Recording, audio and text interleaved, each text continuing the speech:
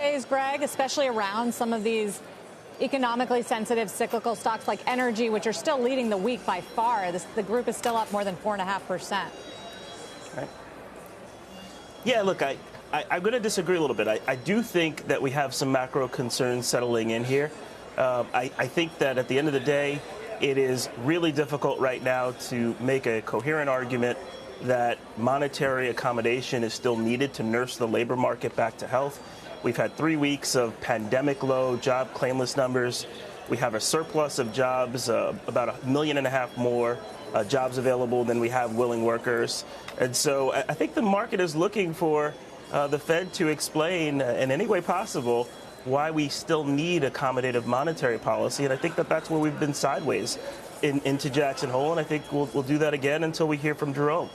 So I think you'll continue to see what we've seen.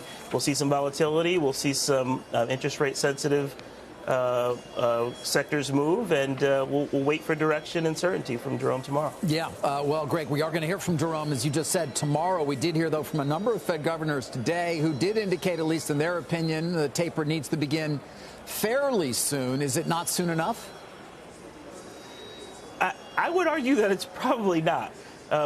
There's two sides to this coin, right? And I've already described one, which is that we don't actually need monetary policy. The labor market is actually quite healthy. What ails it is that we don't have enough willing workers. But the other side of this coin is that I worry more about Delta's impact on our supplier and trading partner countries. They are much less progressed on the vaccination curve than we are. Taiwan's still somewhere around 4%, for example. And what we're seeing is closures in a lot of those countries where we depend on raw materials and components. This is going to necessarily mean that the inflationary pressures that we're seeing are much more than just transitory, unless transitory to you means longer than a year. And so I don't look for resolution to a lot of that until mid-next year. The shipping crisis has increased. We're seeing 40-foot cargo container rates 400% what they were a year ago.